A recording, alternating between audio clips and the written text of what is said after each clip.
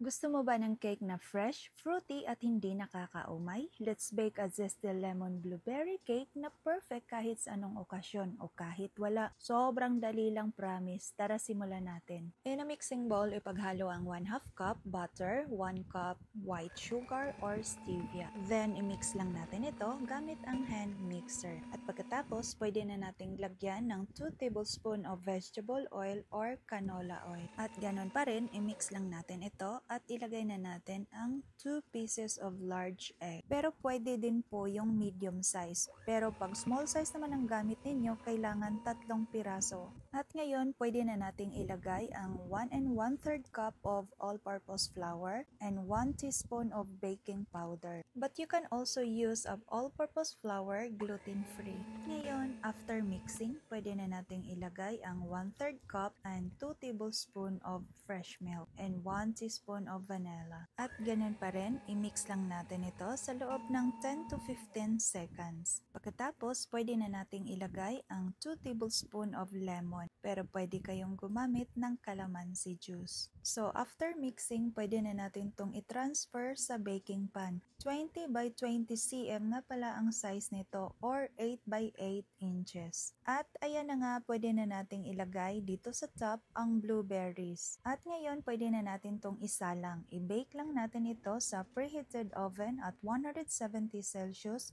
for 30 to 35 minutes. At paglipas ng 35 minutes, ito ay luto na, hahanguin lang natin ito at papalamigin. At habang pinapalamig natin ito, gagawa lang muna tayo ng pang-toppings. Mag-combine lang tayo ng 1/2 cup powdered stevia or pwede kayong gumamit ng powdered sugar. Then, haluan ng 1 tablespoon of lemon or calamansi juice. So, i-mix lang natin ito ng maigi, then set aside lang muna natin. At ngayon, pwede na natin tong i-slice. Hatiin lang muna natin. Pagkatapos, i-slice natin yung sides nito para mas maganda kung tingnan bago natin ilalagay yung toppings or yung icing. So, ganito na yung itsura na na-slice natin yung gilid. O, diba? Malinis na kung tingnan. So, ngayon, pwede na nating lagyan ng toppings. At ito talaga yung perfect na pang toppings. At nagbibigay din ito ng dagdag attraction ng ating cake.